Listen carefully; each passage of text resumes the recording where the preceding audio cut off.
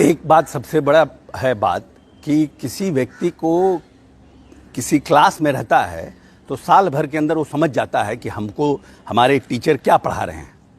आपको 11 साल लग गया कि नीतीश जी आपको क्या पढ़ा रहे हैं आपको समझने में, तो आप कितना होशियार विद्यार्थी हैं इसी से आप समझिए।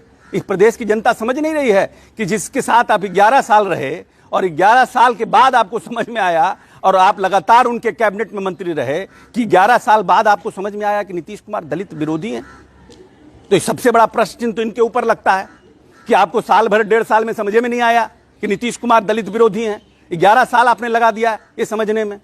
तो आपके ही जो कार्य प्रणाली है और जो कार्यशैली है इस पर प्रश्न चिन्ह लगता है, सबसे पहला बात। दूसरा बात कि जिस व्यक्ति को यह प्रदेश में मिला उस समय अनुसूचित जाति जनजाति का 40 करोड़ का बजट था, आज 1600 करोड़ से ऊपर का बजट है 2021 का दलितों के लिए। इस प्रदेश में कौन सा ऐसा प्रदेश है जो संसाधन संपन्न प्रदेश है जहां पर कि यूपीएससी और बीपीएससी की तैयारी के लिए जो है विद्यार्थियों को आर्थिक सहायता दी जाती है?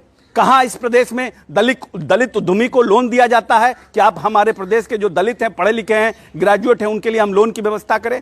कहां पर बेरोजगार जो लोग हैं उनके लिए, दलितों के लिए परिवहन योजना शुरू की गई? कितने लोगों को, लगभग 6,500 इस प्रदेश के नौजवान दलित साथी हैं SC ST के जो उन्होंने परिवहन योजना का फायदा उठाया। लगभग हजारों लोगों ने बीपीएससी और यूपीएससी का फायदा उठाया। जो व्यक्ति बड़ा होता है, जो दूरदर्शी होता है, वो समझता है कि जब तक हम हाशिए के पड़े जो बड़ी जनसंख्या है, चाहे वो महिलाओं का हो, अति पिछड़ों का हो, दलितों का हो, उसको जब तक हम मुख्य धारा में नहीं जोड़ेंगे तब तक हम इस प्रदेश को 21वीं सदी में ले नहीं जा सकते। उस सोच के साथ नीतीश कुमार ने इन योजनाओं का निर्माण किया और दलितों का उत्थान करने का बात किया। हम तो समझते हैं आजादी के बाद इतना बड़ा दलित प्रेमी कोई मुख्यमंत्री हुआ ही नहीं है जिसने इस तरह की योजनाओं का निर्माण किया। और आपको 11 साल लग गया। अब जब जाते हैं तो आप कहते हैं कि नीतीश कुमार दलित विरोधी है।